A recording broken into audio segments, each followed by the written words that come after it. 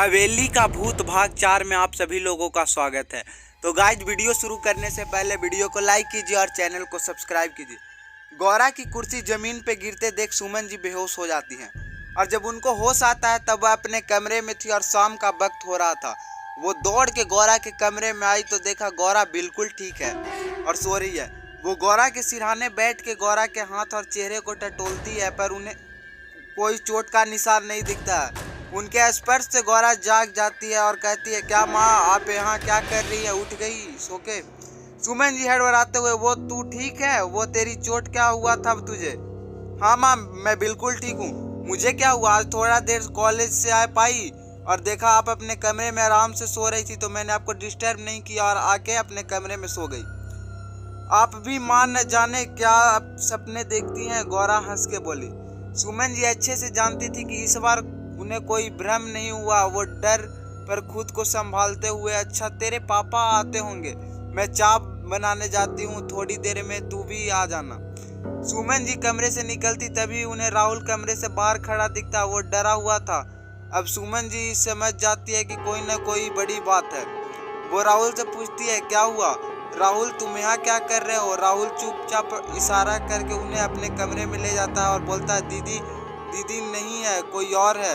उस दिन जब हमारी लड़ाई हुई तब उनकी आवाज़ और चेहरा बिल्कुल बदल गया था। वो किसी आदमी की आवाज़ थी जिसका चेहरा बहुत ही भयानक था। चेहरे पे गहरे घाव का निशान और चेहरे पे रंग सफ़ेद। उसकी अंदर घसी आंखों को खून रिस के बाहर आ रहा था। मैंने देखा है उनके रात में अक्सर बाहर जाते तो वो घर के पीछे वाले जंगल की तरफ जाती है। एक दिन रात को मैं उठा तो देखा दीदी अपने कमरे से निकली और घर के दरवाज़ा खोल के बाहर जाने लगी। मैंने आवाज़ दी, दीदी दीदी, पर जैसे उन्होंने कुछ नहीं सुना और वो जंगल की तरफ जाने लगी। उसी समय उन्हें एक सफ़ेद सा पुराना, जो पूरी तरह से कालिक से सना, नाम मात्र सफ़ेद गाउन पहना हुआ था, जो ज़मीन के घिसटती जा रही थी और उन्हें भी उनके पीछे पीछे निकल पड़ा। उनको रोकने के लिए बहुत दूर जाने के बाद वो हवा की झोंकों के साथ मेरी आंखों के आगे से गायब हो गई। मैंने कुछ देर तक आसपास ढूंढा, वो कहीं नहीं दिखी तो मैं वापस आ गया। वह पहले से मेरे कमरे के सामने खड़ी थी। वो बहुत गुस्से में मुझे घूर रही थी और मेरे तरफ बढ़ते हुए उन्होंने मुझसे कहा, अगर आगे से तुम मेरे पीछे आए तो ये बात किसी को बताई तो यह तुम्हारे लिए ठीक नहीं होगा। राहुल रोते हुए, मैं डर गया था माँ, मैं बहुत डर गया था।